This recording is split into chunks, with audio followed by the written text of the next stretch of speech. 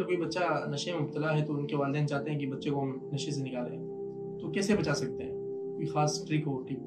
मेरे ख्याल में तो बच्चे की सबसे पहले गैदरिंग सही करनी चाहिए, क्योंकि बच्चा आमतौर पे जो नशावर चीज़ें लेता है घर वाले तो लाके उसको देते नहीं है, ना कभी वालिदैन या उसके घर के ख़ानदान के लोग उसके साथ। आपका जितना ही चाहे ख़ानदान में कोई दुश्मन या आपसे कितना ही जो है वो क्या कहते हैं नफ़रत क्यों ना करता हो, लेकिन बहरहाल वो अपना जो समझने वाले लोग होते हैं ना, वो कभी आपको इस तरफ जाने नहीं देते। चाहे आपके कज़न्स हों, चाहे आपके मिसाल के तौर पे बड़े भाई हों, चाहे आपके वालिदैन हों, वो कभी भी आपको जो है नशे की तरफ नहीं जाने दे सकते। ला महाला आपको नशे पर ले जाने वाला आपका बच्चे का कोई ना कोई नशेई दोस्त ही होता है। देखें शेख सादी फरमाया करते थे, सोहबत सालेह तुरा सालेह कुनद, सोहबत तालिह तुरा तालिह कुनद, कि नेक आदमी की सोहबत नेक बना देगी, बुरे आदमी की सोहबत बुरा बना देगी। तो आम तौर पे जो गैदरिंग होती है बच्चों की, जिसके अंदर वो बच्चा घूम रहा होता है, उनके साथ रह रहा होता है, वो गैदरिंग आम तौर में उनमें से कोई ना कोई एक ऐसा होता है जो नशे की तरह लत में मुब्तला होता है, और वो जो है चाहता ये है कि दूसरे को भी इस लत में मुब्तला कर दे। वो कहता है एक सिरिंज मैं लगा रहा हूँ, फिर उसके बाद एक सिरिंज ये भी लगाएगा, फिर उसके बाद कल कला को मुझे नशा चाहिए होगा तो मैं नहीं इंतजाम करूंगा तो ये इंतजाम करेगा। हदीस में आता है आप सल्लल्लाहु अलैहि वसल्लम ने फरमाया कि देखो जो नेक सोबत है उसकी मिसाल ऐसी है जैसे कि मुश्क यानी कि खुशबू बेचने वाला, कि आप अगर उससे जाकर खुशबू लेंगे नहीं तो कम से कम उसकी खुशबू से आपको फरहत जरूर महसूस होगी। और फरमाया कि जो बुरी सोबत है उसकी मिसाल ऐसी है कि जैसे कि एक अंगारे और भट्टी की दुकान चलाने वाला, कि अगर आप उसके पास जाएंगे तो जरूरी नहीं है कि वो आपके कपड़े जला दे या आपको आग लगा दे, लेकिन चिंगारियां जरूर आएंगी, उसका धुआं जरूर आपको परेशान करेगा। तो इसलिए सोहबत के ऊपर बहुत ज्यादा इंसान को तवज्जो देने की जरूरत है। वालिदैन को चाहिए बच्चों की गैदरिंग में गौर करें कि बच्चों के जो गैदरिंग है उसमें कोई ऐसा तो नहीं है कि जो माहौल या उसका जो है वो मिजाज को खराब कर रहा हो। एक और बात भी है कि देखिए इंसान का जो जिस्म है ना वो दो चीजों से बना है, एक मट्टी है और एक पानी है, बल्कि दुनिया भी जो है इन्हीं दो चीजों से मुरक्कब है, मट्टी है या पानी है, या तो अर्थ है, बाहर है या बर है, यानी जिसको हम कहते हैं कि 70% समंदर है और 29% या 71% समंदर है, 29% जो है वो खुश्की है। इसी तरह इंसान के जिस्म में भी अक्सरियत जो है वो पानी है, यानी 70% इंसान पानी से बना है और 29% या 30% इंसान जो है वो खुश्की से या मट्टी से बना हुआ है। दोनों के इख्तिलात से ही इंसान को तैयार किया गया। पानी की सलाहियत क्या है कि पानी को आप फ्रिज में रखेंगे ठंडा हो जाएगा, चूल्हे पर रखेंगे गर्म हो जाएगा, यानी पानी माहौल से मुतासिर जरूर होता है। कोई आदमी कहे कि मैं तो बहुत मजबूत हूँ, मैं तो चाहे कितनी ही गलत गैदरिंग में चले जाऊं मैं नहीं लगूंगा इस काम के अंदर, मैं चाहे जुआरियों के पास बैठ जाऊं मैं तो अपने आप को बचा लूंगा क्योंकि मैं अपने मेंटली तौर पे बहुत स्ट्रांग हूं, मैं जो है वो उस पर मुब्तला नहीं हो सकता। ऐसा नहीं है। इंसान जो है जिस माहौल में जाएगा उसका असरात जरूर कबूल करेगा। अगर ठंडे माहौल में जाएगा, ठंडे मुल्क में जाएगा तो सर्दी महसूस करना शुरू कर देगा, गर्म माहौल में जाएगा गर्मी महसूस करना शुरू कर देगा। तो इंसान चूंकि पानी से बना है, जैसा माहौल होता है वैसे असरात कबूल करता है, तो बच्चा भी आमतौर पर अपने दोस्तों के असरात कबूल करता है।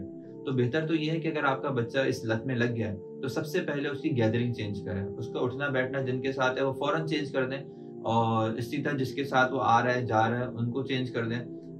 अगर स्कूल में, आजकल तो अल्लाह माफ करे हमारे स्कूल्स भी इससे खाली नहीं है कि स्कूल्स के अंदर भी जो है नशा आवर चीज़ें जो है बड़ी तादाद में, ख़ास तौर पे हमारी जो है क्या कहते हैं हाई क्लास एलीट क्लास के जो स्कूल हैं वहाँ तो ये चीज़ बहुत नॉर्मल हो गई, नशा आवर चीज़ें लेना देना पिलाना पार्टियाँ करना।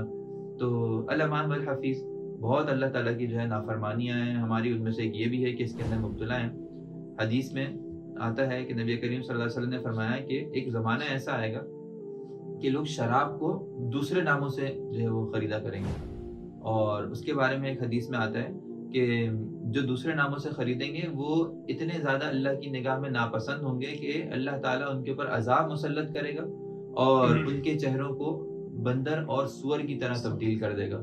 ये आखिर ज़माने के अंदर है, लेकिन हर ज़माने के शराब पीने वालों से मुताल्लिक़ यही वईद है कि जो लोग शराब की लत में मुब्तला होते हैं, दुनिया में अगर उनको ये अज़ाब नहीं तो आखिरत में ऐसा अज़ाब अल्लाह की तरफ से मुकर्रर है। तो बहुत ज़्यादा इसमें एहतियात करनी चाहिए, ख़ास तौर पर स्कूल में, कॉलेजेस में, यूनिवर्सिटीज़ में देखें बच्चों की गैदरिंग क्या है और बच्चों की गैदरिंग को तब्दील करने की कोशिश करें, इंशाल्लाह इससे बच्चा।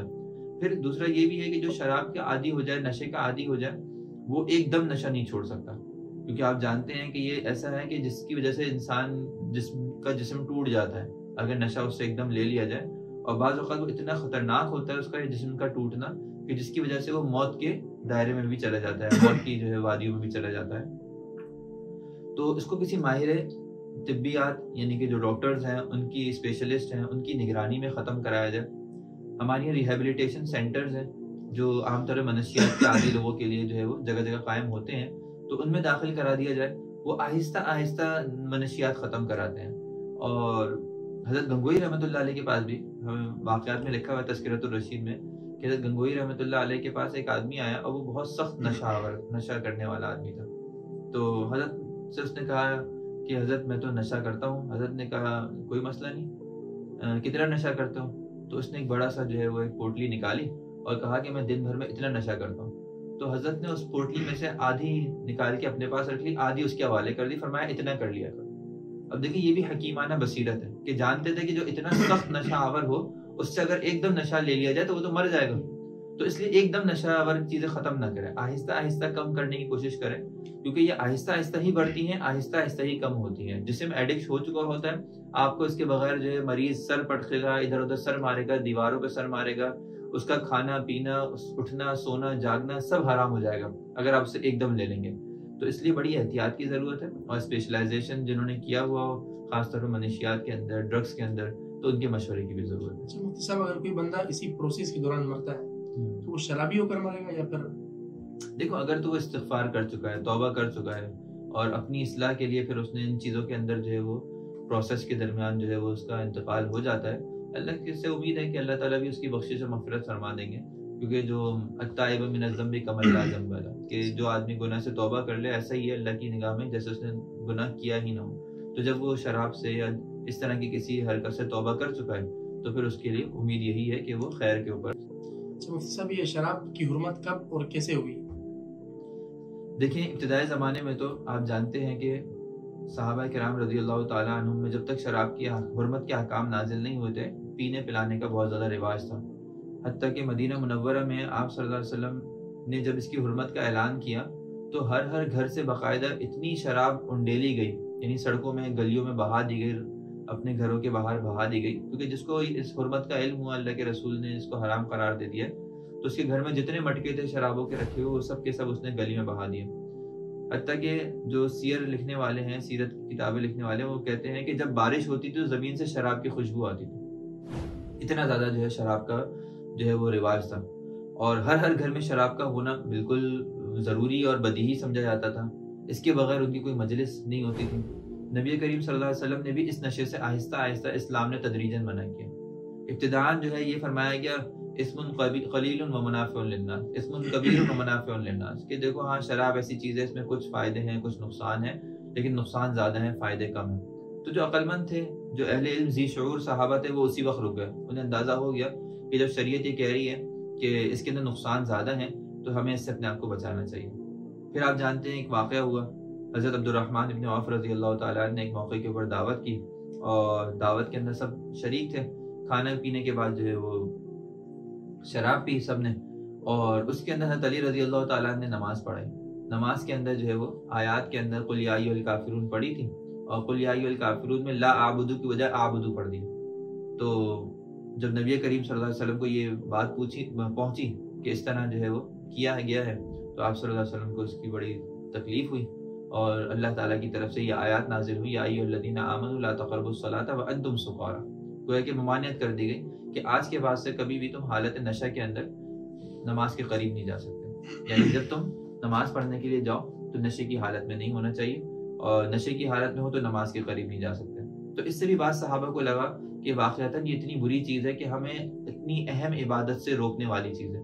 تو بہت سارے صحابہ نے اس وقت چھوڑ دی, اور یہاں تک کہ پھر حضرت معاذ رضی اللہ تعالیٰ عنہ کا واقعہ ہے کہ وہ آئے اللہ کے رسول کے پاس اور کہا کہ اللہ کے رسول ہمیں شراب کے بارے میں واضح احکامات دیجیے. ہم پریشان ہو گئے, کچھ لوگ پیتے ہیں کچھ نہیں پیتے, اور اس کے معاملے کے اندر جو ہے ہم بڑے اللہ تعالیٰ سے جو ہے وہ کیا کہتے ہیں واضح احکامات کے جو ہے وہ متلاشی ہیں کہ شراب کے بارے میں کوئی واضح حکم آ جائے. اگر جائز ہے تو جائز قرار دے دیا جائے, حرام ہے تو حرام قرار دے دیا جائے.